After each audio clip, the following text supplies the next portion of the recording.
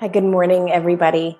I want to read you an article that I'm putting together, and I just want to discuss it briefly afterwards and see if I can get some of your thoughts. So here we go. In many of our modern spheres of life, individuals find themselves in precarious positions, captives to potential systems that wield disproportionate power and influence. Whether it's a patient navigating the complexities of a dysfunctional healthcare bureaucracy, or a citizen living under the grip of an authoritarian regime, the dynamics at play can often resemble the psychological phenomenon of Stockholm Syndrome, a survival mechanism in which the captive begins to identify and even defend the interests of their captor. This dynamic is not limited to hostage situations or political oppression. It can manifest wherever there is an imbalance of energy and power and a perceived lack of agency on the part of the individual. In the context of chronic illness, for example, patients may find themselves compelled to adopt the perspective of the medical establishment, even when its practices and priorities clash with their own values and needs. Similarly, in an abusive relationship, the victim may rationalize and defend the actions of their abuser as a means of maintaining a sense of safety and control. Psychologist Bessel van der Kolk, in his seminal work, The Body Keeps the Score, great book, by the way, explores the ways in which traumatic experiences can condition individuals to adapt to their circumstances, even when those adaptations come at the cost of their own true holistic well-being.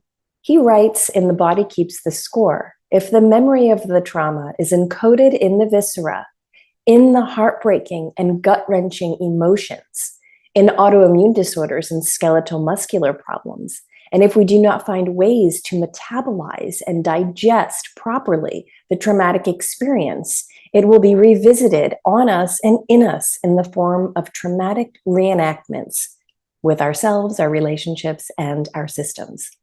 In the context of totalitarian systems, whether in healthcare, education, or government, this particular dynamic can be insidious. Individuals who challenge the dominant narrative or question the authority of the system are often met with intimidation, gaslighting, and even outright violence or threats of loss of support. As a result, many learn to suppress their dissent and adopt the language and behaviors of their oppressors as a means of survival.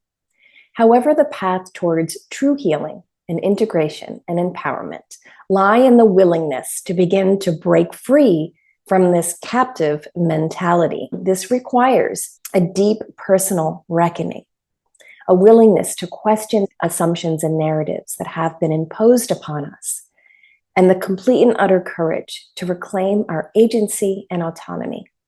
As clinical psychologist Stephanie Bravata notes, the process of regaining one's sense of self and personal power after being captive in a particular situation is arduous and fraught with complexities. It involves a grieving process, a redefining of one's identity, and the cultivation of new coping strategies. This journey may be met with a lot of resistance from those who have vested interests in maintaining the status quo, but it is a necessary step towards true healing and wholeness. By cultivating greater self-awareness, developing alternative support systems, and asserting our right to self-determination, we can begin to transcend the confines of those unbalanced systems which have unbalanced us. It is a challenging path. By cultivating greater self-awareness, developing alternative support systems, and asserting our right to self-determination, we can begin to transcend the confines of these unbalanced systems and relationships. It is a challenging path, to be sure, but one that holds the promise of reclaiming our fundamental humanity and reclaiming our rightful place as agents of positive change in our world and in these times. Let me know your thoughts on this one, guys. I know personally I've been on this journey myself, and there's many layers to this breaking free from this really mental construct, the way that we think and the way that we adapt. Again, there's on the spectrum, various ways to adapt. But the first thing is that we start to sacrifice our soul, and we start to feel the dissonance within ourselves between our head and our heart of what we feel to be true and what's aligned with our values and our own personal beliefs, as opposed to what's being imposed on you by a particular individual or dynamic or system. So it's a courageous journey. And for me, one that I choose to go on, but I'm seeing now more than ever that the choice is getting limited, that some people are just literally, the rug is being pulled out from underneath them, and they are having these tower moments and complete and utter collapse, whether they want it or not. There is light on the other end of this, but it does require a dedication and a devotion to follow a path that you cannot see.